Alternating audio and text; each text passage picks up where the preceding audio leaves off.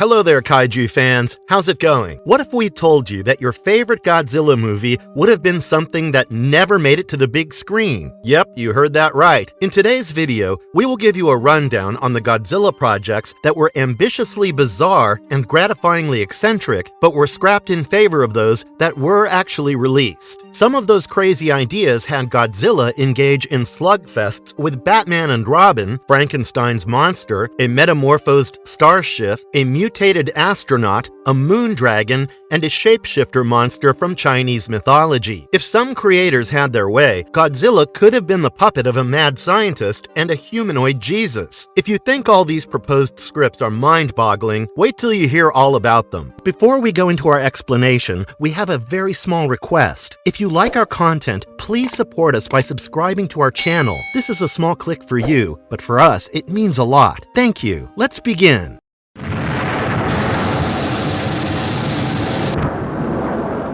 Bride of Godzilla. Let's begin with the zaniest one of the lot, Bride of Godzilla. After 1955's Godzilla Raids Again, the kaiju would have romanced a humanoid robot on the big screen, much to the dismay of the viewers, but speculatively for budget reasons, Godzilla's honeymoon plans were canceled. Written by Toho actor Hideo Unagami, the unmade Bride of Godzilla script tracked the story of a mad scientist, Dr. Shida, who was mostly preoccupied with a robot he created in the likeness of his wife. He was also obsessed with the theory that Godzilla and Anguirus lived in an underground world of monsters beneath the surface of the Earth. When Dr. Shida indeed discovers Hollow Earth and that it is populated by other menacing kaiju living alongside mermaids, he quickly returns to his lab to finish another robot he was building, resembling his deceased foster daughter, the titular Bride of Godzilla, sometimes referred to as Eve. As the Hollow Earth kaiju bring the battle to the surface, Eve, who for some reason is naked, defeats the giant chameleon, snaps the Archaeopteryx's neck, tears off Anguirus' throat, and shrugs off Godzilla's atomic breath, impressing Godzilla enough for him to set the Archaeopteryx on fire in a display of affection. As per Dr. Shida, it is the foreplay of love to be beaten, and hence Godzilla takes Eve into Hollow Earth to have a moment together. But Eve turns out to be a timed hydrogen bomb who detonates, destroying Hollow Earth and supposedly putting an end to Godzilla. Interestingly, the idea of a kaiju ecosystem existing within the Earth's hollow core was officially introduced by MonsterVerse in 2019's Godzilla King of the Monsters.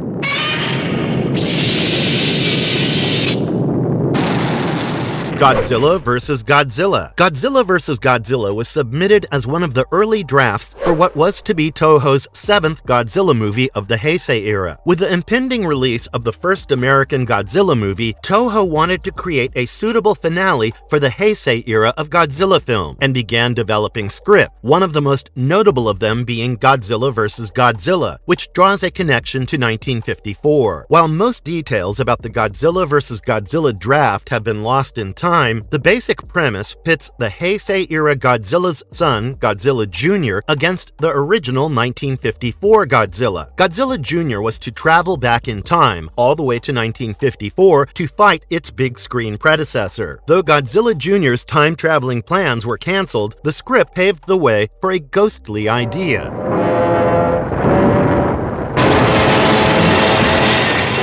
Godzilla vs. Ghost Godzilla. Other proposals for the 7th Heisei-era Godzilla film included Godzilla vs. Ghost Godzilla, conceptualized by Shogo Tomiyama. In this script, Godzilla Jr. gets possessed by the restless, vengeful spirit of the 1954 Godzilla, who was killed by humans with the Oxygen Destroyer, and hence holds intense hatred towards humanity. When the Oxygen Destroyer reduced Godzilla to mere bones, his spirit remained on the ocean floor as bioenergy, which culminated into a consciousness over 40 years and began attacking Japan as an unseen force of destruction, while also looking for a host. Sensing Godzilla Jr. as one of its kind, the spirit enters its body and transforms Jr. into a menacing version of the 1954 Godzilla. In order to free Jr. Godzilla from the demon, the Heisei-era Godzilla would battle the supernatural incarnation. But Ghost Godzilla has only one goal in mind: to kill Godzilla and possess his body. Shinji Nishikawa, who completed the concept art for Ghost Godzilla in 1994, proposed the creation of another monster, a hybrid of Anguirus and Godzilla's ghost. Thus, in another draft of the project, the spirit of Godzilla enters into the kaiju Anguirus to become the Godzirus, though no concept art for Godzirus was created. Another draft, entitled Godzilla vs. Baraguirus, pitted the Heisei-era Godzilla against a demented Baraguirus, which is a hybrid of Baragon and Anguirus. Kazuki Amori, who created the first Versus film in the Godzilla franchise, also came up with a reworked draft of Godzilla vs. Ghost Godzilla. In Amori's version, the Godzilla spirit transforms into an Aurora Godzilla by regenerating from the 1954 kaiju's bones near the Aurora Borealis, and then becomes a Crystal Godzilla. It faces off against only Junior Godzilla, who is bigger, badder, and meaner now because of a nuclear fusion. However, the different versions of Ghost Godzilla's scripts were rejected by director Takao Okawara, who thought it would be too much to have Godzilla fight one of his kind in 3 back-to-back films. Godzilla vs. Destoroyah turned out to be the 7th and final Godzilla movie of the Heisei era, which was released in 1995.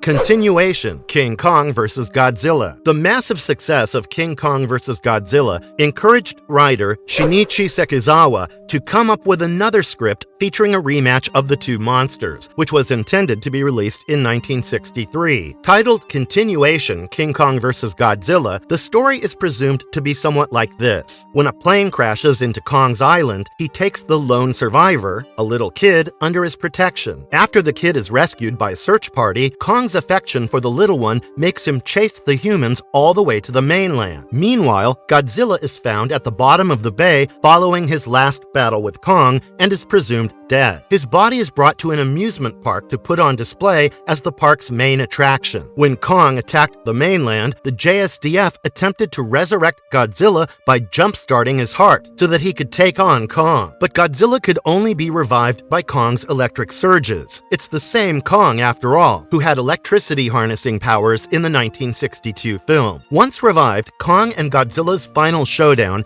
happens at the Mount Aso volcano, supposedly destroying the two when it erupted. Somehow, the King Kong vs. Godzilla sequel never made it past the proposal stage, making 1963 a Godzilla-free year for Toho.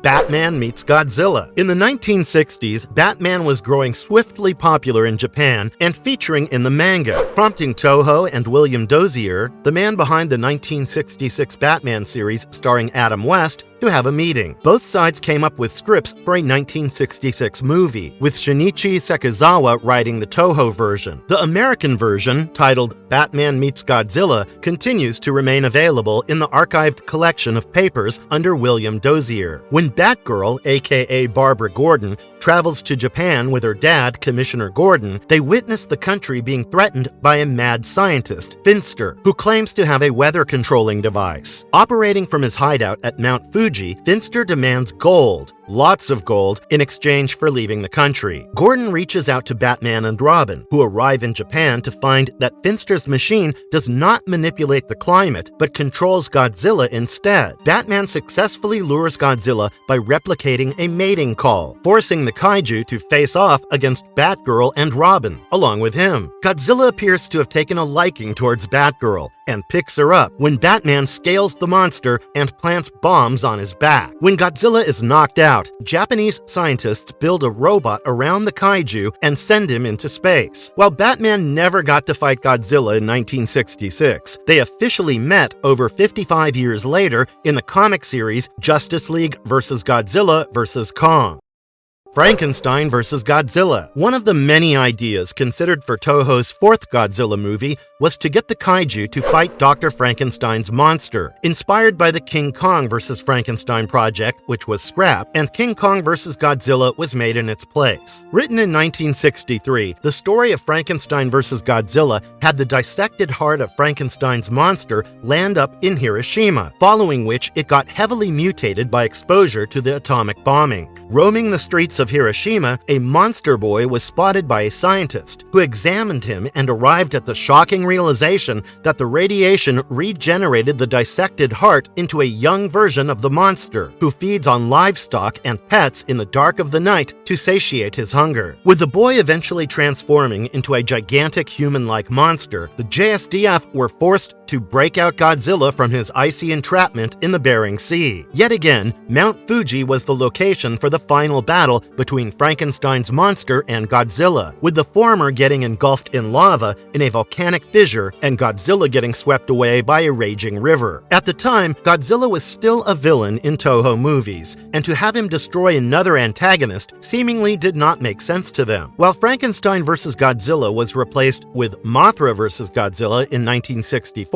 Toho held on to Frankenstein's monster, incorporating him in 1965's Frankenstein vs. Baragon.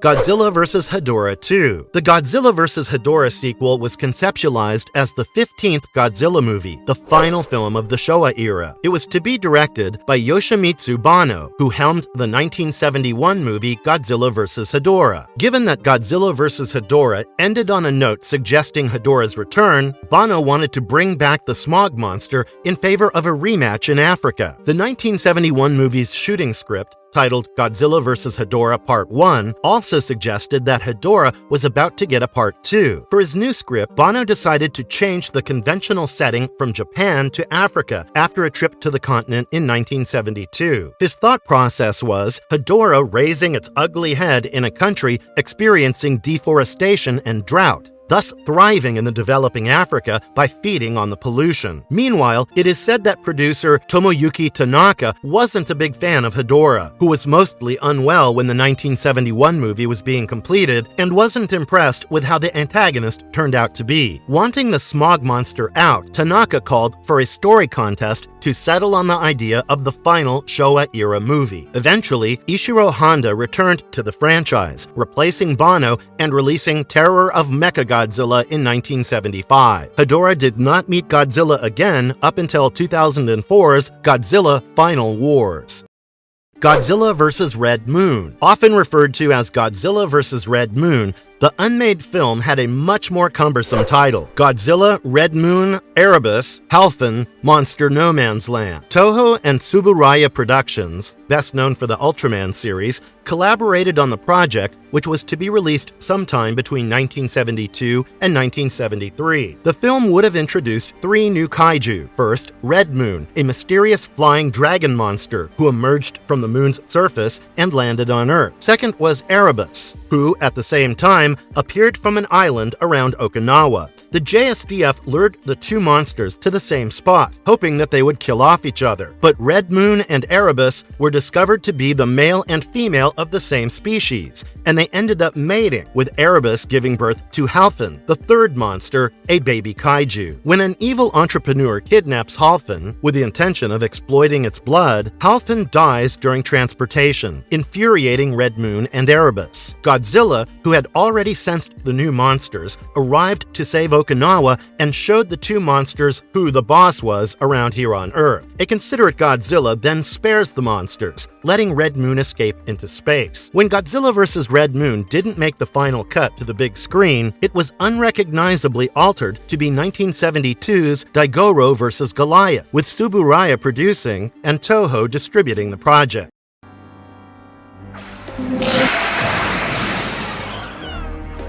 A space Godzilla. Giving Godzilla an alien origin was proposed a few times in the second part of the Showa era, but none of it made it to the big screen. One of the rejected scripts, which was intended for a 16th Godzilla movie for a 1979 release, was published as a 2-part illustrated story in the Japanese edition of Starlog magazine in 1979, with permission from Toho. Titled A Space Godzilla, the concept was completely different from the Heisei-era alien Godzilla from space. When Godzilla washes up on the shores of Japan, strangely dying of diabetes, scientists begin examining the organs and are able to establish a connection with the brain psychically. It is revealed that the creature is an alien named Roseanne and belongs to an intelligent species from a planet named Godzilla, who had accidentally landed on Earth. Discovering that Roseanne is pregnant, the creature's body is reconfigured and put in a rocket to send her back to her husband Kunin. Reunited with Kunin, Roseanne gives birth to their daughter Ririne. The trio live peacefully till the planet Godzilla is attacked by the humanoid alien species Tsunarians, with Roseanne tragically dying in the battle during the invasion. Infuriated by Roseanne's death, Kunin and the now grown-up Ririne wage war against the Tsunarians and succeed at protecting their planet. If you thought that was weird, wait until you hear about God's Godzilla. God's Godzilla. Proposed as a 1979 movie, Yoshio Aramaki conceptualized God's Godzilla to be set on an Earth ravaged by World War III in the year 1980X. The gods of this world, who are actually aliens from beyond the Milky Way, arrive on Earth in a spaceship and head straight towards the Nazca Desert in Peru, where the emergence of a mysterious monster has recently been detected. It appears that the beast is Godzilla, and the alien gods flash blinding lights at him to revive Godzilla and transform him into a spiteful god of destruction. As the UN prepares to keep Godzilla at bay, the gods drop down a humanoid version of Jesus, who not only controls Godzilla, but also tortures humanity with haunting hallucinations. With the gods laying waste to the inland and Godzilla wiping out the coastline with tsunamis, Jesus projects a vision of humanity's future above the pyramids of Giza, which shows the apocalypse will create mutant descendants of humans. Then Godzilla becomes a sphinx as Jesus ascends towards heaven. It's not surprising that the bizarre script was rejected by Toho, who eventually released The Return of Godzilla in 1984, ushering in the Heisei era.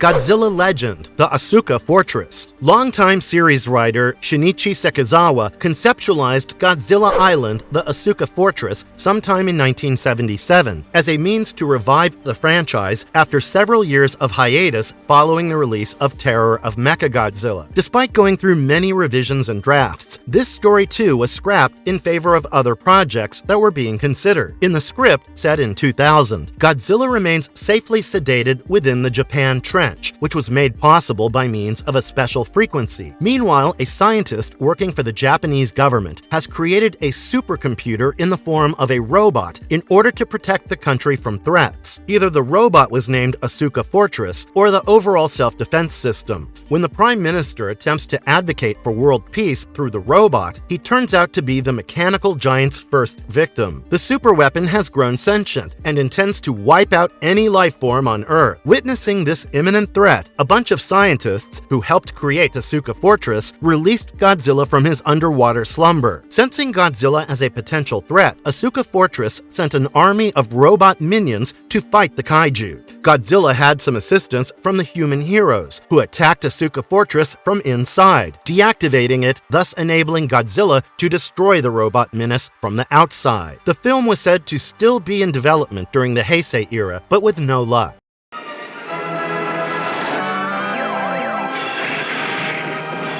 The Resurrections of Godzilla. After the Showa era ended, at least 3 Godzilla scripts were proposed to Toho with Resurrection in the title, the first of them being King of the Monsters: Resurrection of Godzilla in 1977, conceptualized by Akira Murao and Tomoyuki Tanaka. While sailing near the Marshall Islands, a huge ship gets sucked into a whirlpool, and soon after, another one gets similarly capsized, which leads the security forces to investigate the matter. It is revealed that one of the ships was unlawfully dumping nuclear waste generated from a nearby power plant into the ocean. When Godzilla surfaces on the mainland, along with a giant tick-like monster, Shockula, it is theorized that the king of the monsters got attracted to the shores by the nuclear waste. Using plutonium as bait, the defense forces managed to injure Godzilla, and when he was recovering at Bikini Atoll, he is knocked out by an underwater nuke. However, after the film's first draft, Tanaka is said to have diverted his his attention to develop another film, The War in Space, before Star Wars could woo the Japanese audience. Sometime in 1978, Tanaka and Akira Murao came up with a similar Godzilla movie proposal titled just Resurrection of Godzilla. This script incorporated a shape-shifting monster from Chinese mythology named Bakan, who can transform into a water beast god underwater, a monkey beast god on land, and a dragon beast god in the sky. The detonation of a nuclear submarine revives a dormant Godzilla under the sea, who then engages in an exhausting battle with Bakan. Heavily injured by Bakan, Godzilla collapses on a nuclear power plant and gets charged up enough to finish off Bakan with a blast of his powerful atomic ray.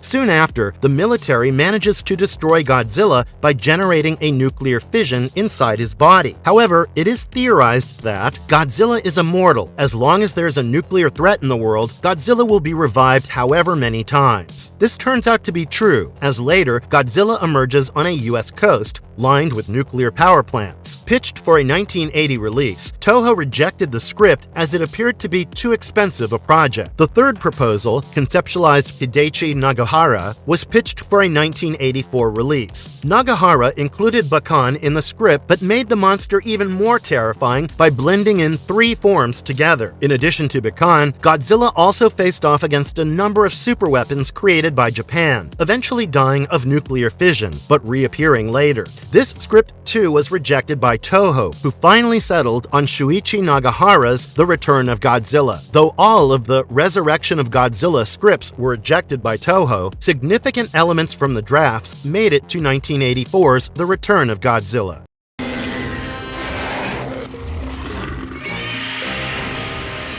Animated Godzilla. An untitled animated Godzilla movie was announced for 1988 but never made. The film was announced by Toho's frequent collaborator, American animation studio UPA. The studio's top boss, Henry G. Saperstein, who has previously been part of the American 1978 Godzilla series, said that creating an animated Godzilla film would be way more cost-effective than making a live-action Godzilla movie, and that they would get the animation done in Japan while the pre- and post-production works would be done in America. At the same time, Toho president Isao Matsuoka told Variety that in addition to the animated film, a live-action one is being written. While the latter was eventually released as Godzilla vs. Biollante in 1989, Saperstein's animated version was never produced. An animated Godzilla film was not made until 2017's Godzilla: Planet of the Monsters.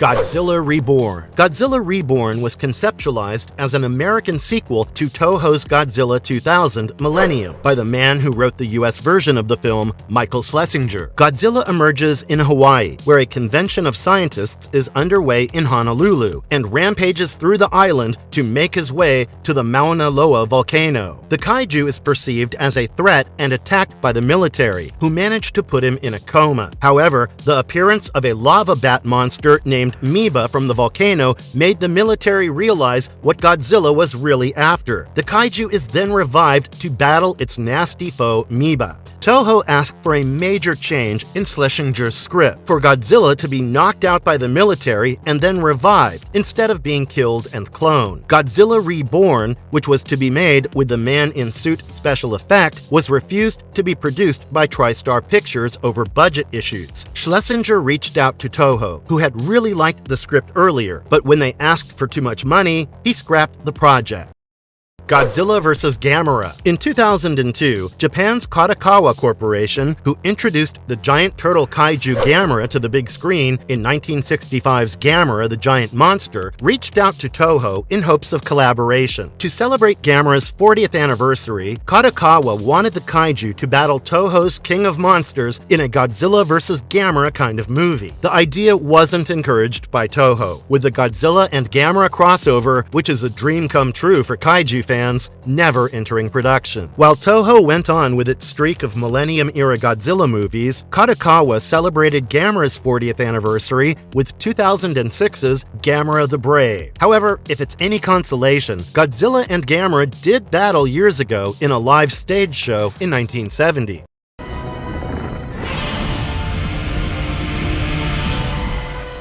Godzilla Forever. Sometime before Legendary Pictures acquired the rights for Godzilla for MonsterVerse, American screenwriter Gary Whitta came up with a proposed adaptation of a kaiju movie. Titled Godzilla Forever, Whitta shared the film's premise in a tweet which included the 1954 movie as canon. Godzilla emerged for the first time in 1954, after which it continued to rampage, causing damage to the world's greatest cities through decades. Godzilla's origins and intentions remain a mystery, with scientists across the world debating over them. A special defense unit was created by Japan to thwart Godzilla's attacks, which eventually left the kaiju heavily wounded, forcing it to retreat to its underwater lair and not resurface for a long time. With Godzilla's disappearance, the kaiju has attained the status of a legend, with many believing it to be dead, but in actuality, Godzilla is simply waiting to strike again. Whitta imagined Godzilla Forever as a futuristic reboot, which never got made, with it remaining unclear which studio was involved with the project. Later, in a tweet in 2022, Whitta revealed Godzilla Forever was in development with whoever was holding the US rights at the time, long before the first MonsterVerse film, 2014's Godzilla, was made.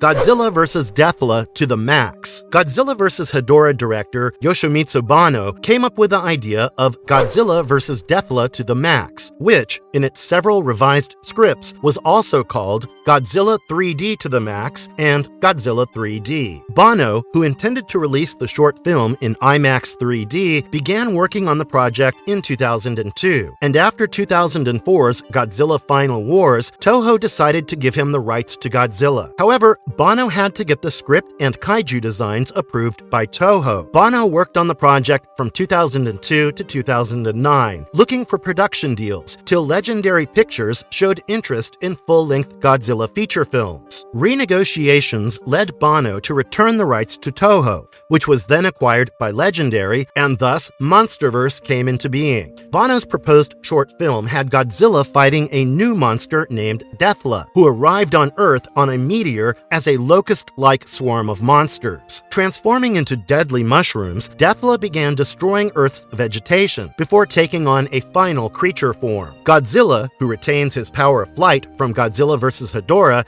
is empowered by the voice of singing children from across the world and destroys Deathla with his atomic breath. Deathla is forced to transform into its locust army and exit Earth.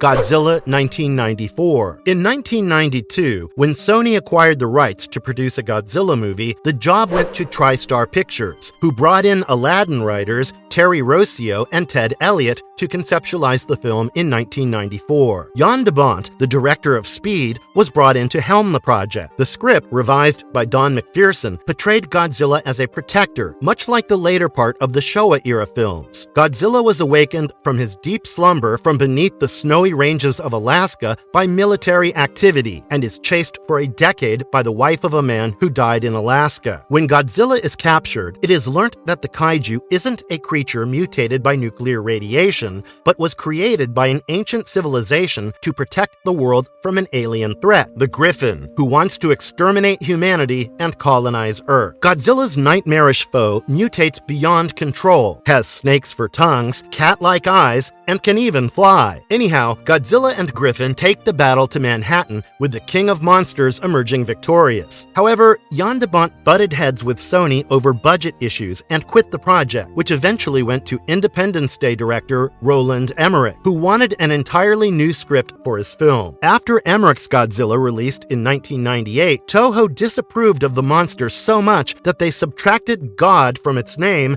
and called it Zilla in 2004's Godzilla Final Wars. While the Godzilla with Terry Rossio's script was never made, years later, Rossio co-wrote Monster vs. Godzilla vs. Kong.